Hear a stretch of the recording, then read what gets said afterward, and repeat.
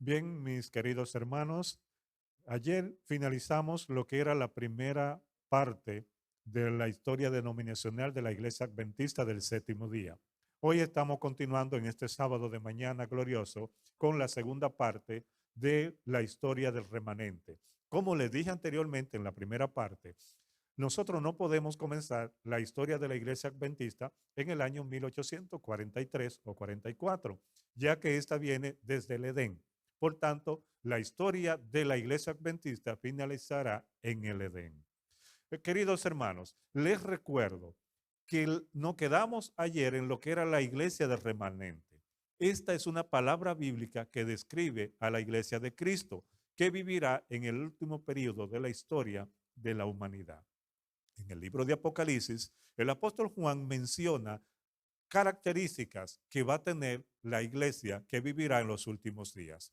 Las siguientes características son: guarda los mandamientos de Dios, Apocalipsis capítulo 12, verso 17.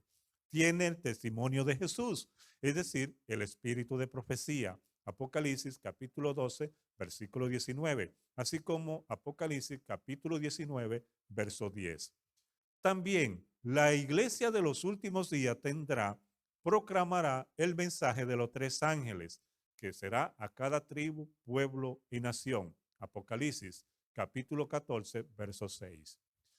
Esta iglesia llama la atención de la última hora a un juicio. Apocalipsis 14, 7. Anuncia que la Babilonia espiritual ha caído. Apocalipsis 14, 8. Previene y alerta a los hombres y mujeres sobre los resultados de recibir la marca de la bestia. Apocalipsis 14, 9. Tiene la paciencia o perseverancia de los santos. Apocalipsis 14, 12. Y tiene la fe de Jesús. Apocalipsis 14, 12. Como ustedes pueden ver, todas estas características hoy en día encajan en una iglesia. Por tanto, decíamos en el principio que la iglesia adventista viene desde el Edén y retornará al Edén. Veíamos la iglesia del Antiguo Testamento, la iglesia del Nuevo Testamento, la iglesia apostólica, la iglesia de la Reforma, la iglesia de 1844, que era el movimiento adventista, y el remanente final, que será el que llevará el mensaje a toda esta generación. La iglesia remanente debe defender ardientemente la fe que ha sido dada a los santos del Dios Todopoderoso. Esta iglesia debe proclamar la reforma anunciada y bosquejada en la palabra de Dios. Recuérdense, mis queridos hermanos, que Dios ordenó un movimiento, que este movimiento sería impulsado por el poder del Espíritu Santo antes de que se consumase la segunda venida de Cristo Jesús. A medida que usted estudie la Biblia, descubrirá que todas estas verdades de la salvación van dirigidas a una sola iglesia al final del tiempo. Y es la iglesia que se prepara para tener un encuentro personal con Cristo Jesús.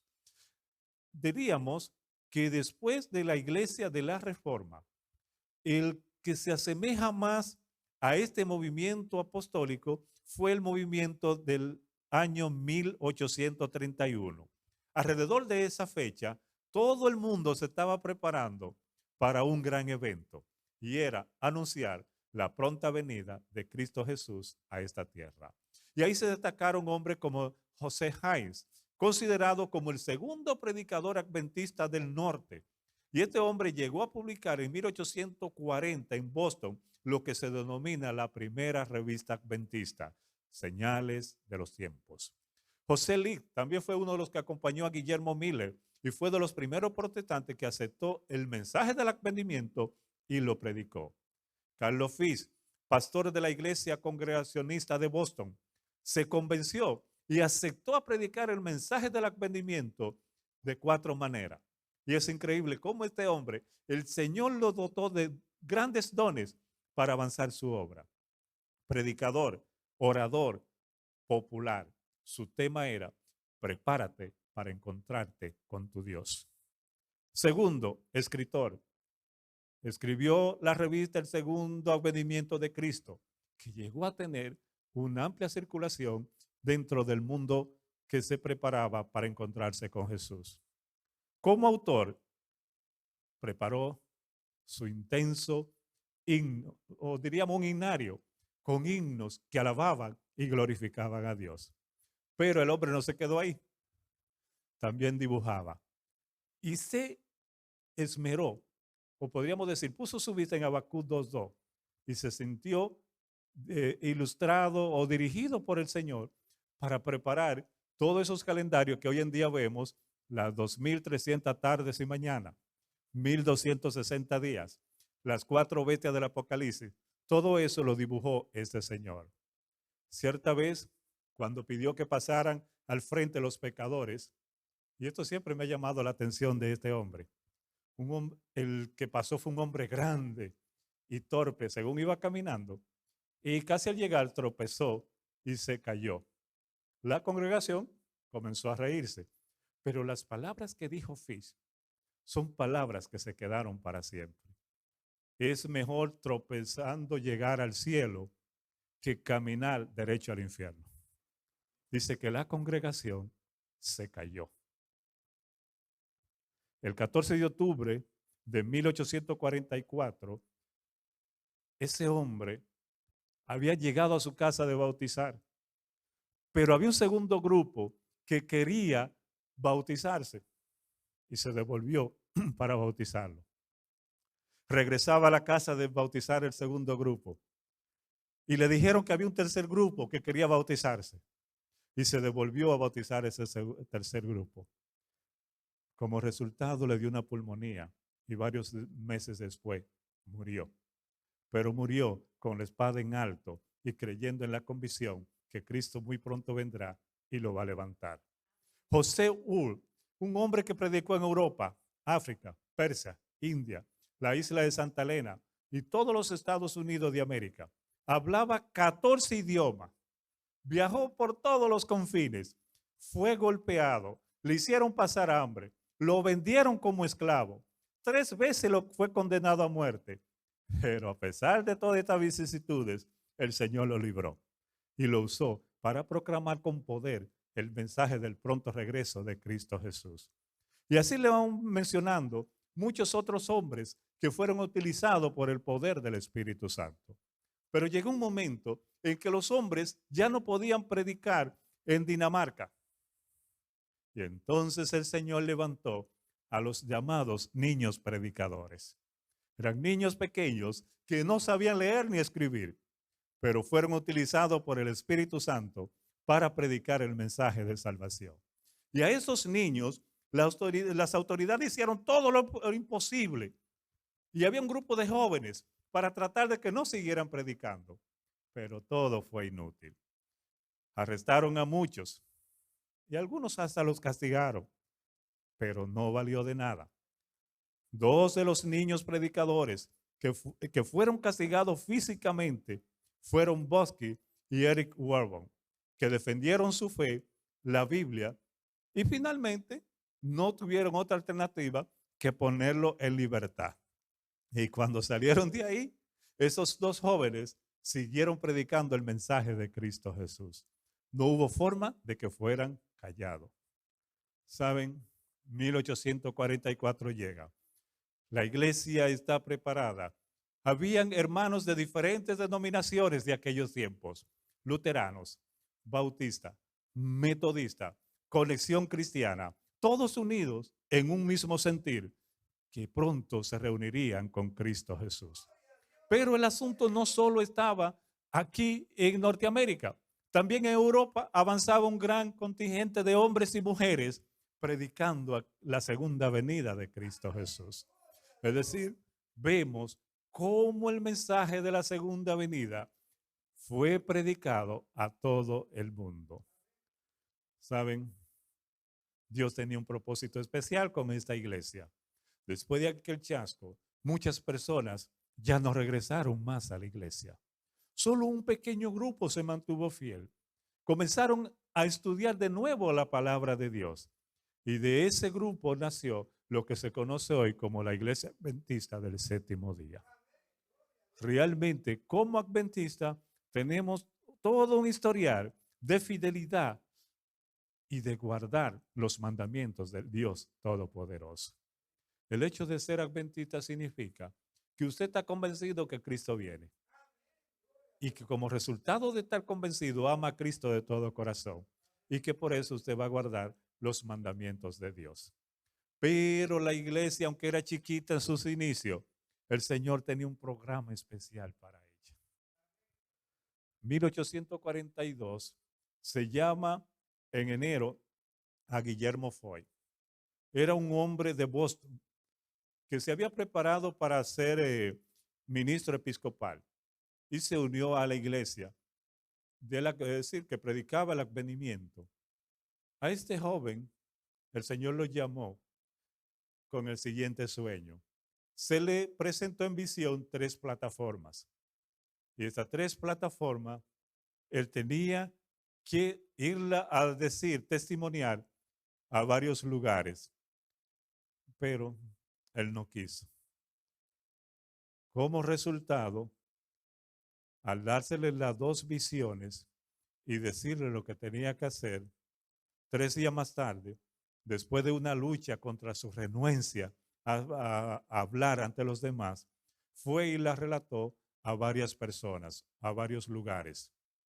Después de viajar extensamente, llevando su mensaje, recibió una tercera visión, poco antes del chasco. Esta tenía que ver con 3 plataformas, nuevamente, las cuales indicaban una tercera fase del mensaje de Dios para ese tiempo. En su perplejidad, en su angustia, abandonó la obra pública y pocos días después murió. No podemos decir de que cometió un pecado al no relatar la visión. Eso solo Dios lo puede decir. Luego de que el señor Foy no aceptara o que dejara, es decir, Guillermo Foy no siguiera hacia adelante, el Señor llamó entonces a Assenfors. Era un talentoso joven adventista de Maine. Y lo hizo pocas semanas antes del chasco. Recibe una visión y vuelven a representársele 3 peldaños o plataformas, por los cuales el pueblo de Dios, siguiendo directamente, llegaría hasta la santa ciudad, es decir, hasta el Edén restaurado. Se le advirtió de que debía relatar la visión y presentarse como un mensajero del Señor, que enfrentaría algunas pruebas, que pasaría por persecuciones, que sería tenido por ridículo en el círculo de la gente. Pero había un problema en él. Su temperamento era orgulloso y rehuyó la cruz. La visión le fue repetida con la advertencia de que si aún rehusaba darla, le sería quitado el don. De nuevo, rehusó cumplir ese cometido. Le fue dada una tercera visión en la cual se le dijo que ya quedaba libre, ya que el don había sido transferido a una débil entre las débiles, que esa sí cumpliría las órdenes del Señor. Esto lo alarmó, de modo que convocó a una reunión para cierta fecha en la que sí planeaba contarle la visión a todas las demás personas, pero cuando quiso relatarla, se detuvo como mudo y en profundo agonía exclamó: no puedo recordar ni una sola palabra de la visión.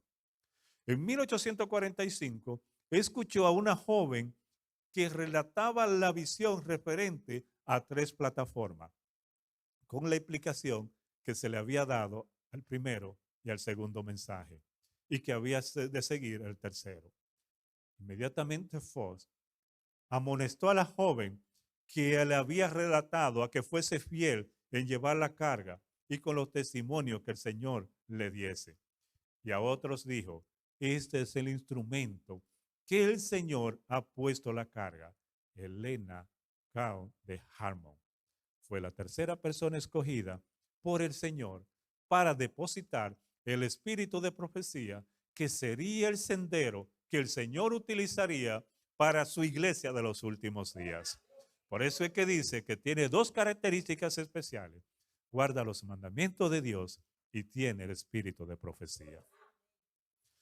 Saben, al relatar todos estos acontecimientos de cómo ha avanzado nuestra iglesia, vemos que el resultado fue que a pesar de muchos inconvenientes que se atravesaron en el camino de la hermana White, todos podemos estar convencidos, con razones científicas demostrables, que explicaron a todas luces que la hermana White era tomada de manera sobrenatural. ¿Cómo era posible que una mujer frágil, dada pruebas de una gran fuerza vital, cuando se encontraba en visión, y en cierta ocasión, mantuvo durante media hora una Biblia en lo alto de 8 kilos? Difícilmente nosotros podamos tener una Biblia de varias libras durante 2 minutos.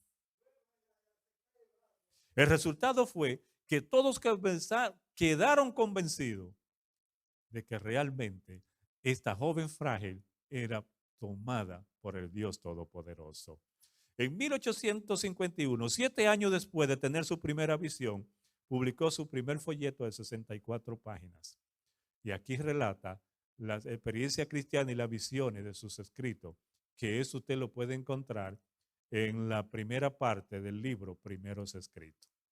Algunos más de los destacados libros que escribió la sierva del Señor y que aún hoy en día siguen con nosotros y están siguiendo el legado por el que el Señor, diríamos, que lo instrumentó. Conflicto de los siglos, deseado de todas las gentes, el camino a Cristo. Y seguimos con el don de profecía, nos damos cuenta que la única iglesia que tiene dos características esenciales: guarda los mandamientos de Dios y tiene el espíritu de profecía, es la iglesia adventista del séptimo día. Cuando comparamos la iglesia adventista del séptimo día con la iglesia del Antiguo Testamento, vemos que las creencias fundamentales de la iglesia del Antiguo Testamento, las creencias fundamentales de la iglesia del Nuevo Testamento, las creencias fundamentales de la iglesia apostólica, las creencias fundamentales de la iglesia de la Reforma y las creencias fundamentales de la iglesia adventista son las mismas. No hay variaciones. Por eso es que decimos que la historia fundamental de la iglesia adventista finalizará cuando seamos restaurados nuevamente al jardín del Edén. Y por eso le fue mostrado a la sierva del Señor. Y ella buscaba el pueblo por todas partes y no lo veía. Y una voz le dijo, mira más alto. Y entonces veía al pueblo adventista que caminaba concentrado en Cristo Jesús. Cuando mantenemos nuestra mirada en Jesús, nada nos puede apartar. Solo vamos caminando a un lugar y ese lugar es el reino de los cielos. La iglesia adventista nace como resultado del chasco en 1844. Se organiza en el año 1860. La iglesia sigue avanzando. Es la primera que tiene, diríamos, casas publicadoras entre todas las demás. Pero si usted se pone a ver, decíamos en la parte de ayer, que la iglesia apostólica fue una iglesia que usó mucho las publicaciones, puesto que ahí se escribieron los 4 evangelios y todas las cartas paulinas y del apóstol Pedro o encíclicas universales. Aunque también la iglesia de la Reforma se destacó por las publicaciones. Mis queridos hermanos, al presentar lo que es nuestra historia denominacional, es esencial saber que nosotros venimos del cielo para regresar al cielo. Pero que eso solo se consigue mirando a Cristo nada más. No hay otra manera de que podamos hacerlo. Esperamos que estos dos videos acerca de la historia del pueblo de Dios hayan sido de beneficio espiritual, que le ayuden a confiar plenamente en Cristo Jesús y que lo más importante, que nos ayuden a llegar hasta el reino de los cielos. Que el Señor les bendiga.